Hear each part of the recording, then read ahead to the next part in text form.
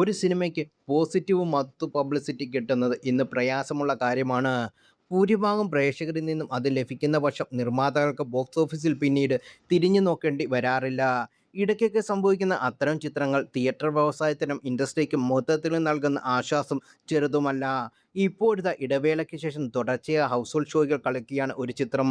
ബിപിൻ ദാസിന്റെ രചനയിൽ നവാഗതനായ സബിൻസ സംവിധാനം ചെയ്ത രണ്ടിന് തിയേറ്ററിലെത്തിയ വ്യാഴ എന്ന ചിത്രമാണ് പ്രേക്ഷക സ്വീകാര്യത്തിനും കളക്ഷനും വൻ മുന്നേറ്റം നടത്തുന്നത്. മുൻകാല വിജയചിത്രങ്ങളുടെ ടിക്കറ്റ് വിൽപ്പനയുമായി താരതമ്യം ചെയ്യുമ്പോൾ വ്യാഴ 2 നേടുന്ന ജനപ്രീതിയെക്കുറിച്ച് ധാരണ കിട്ടും.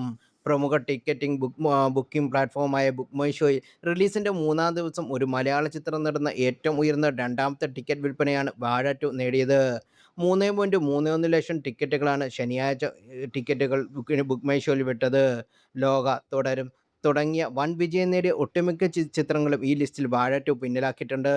ലോകം 3.27 ലക്ഷം ടിക്കറ്റുകളും തുടരും 3.24 ലക്ഷം ടിക്കറ്റുകളുമാണ് റിലീസിൻ്റെ മൂന്നാം ദിവസം ബുക്ക് മൈ ഷോയിൽ വിറ്റിരുന്നത്.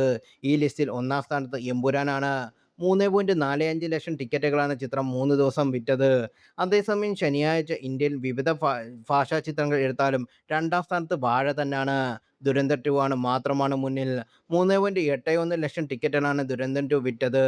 ആഗോള ബോക്സ് ഓഫീസിൽ നിന്ന് ആദ്യ ദിനം തന്നെ 10.5 കോടി നേടാൻ വാഴ 2-ന് സാധിച്ചിരുന്നു. മലയാളത്തിലെ അടുത്ത 100 കോടി ക്ലബ്ബ് ചിത്രമെന്ന് മാറുമെന്നാണ് ട്രാക്കർമാർ ഇതിനകം പ്രവചിക്കുന്ന ചിത്രം കൂടിയാണിത്.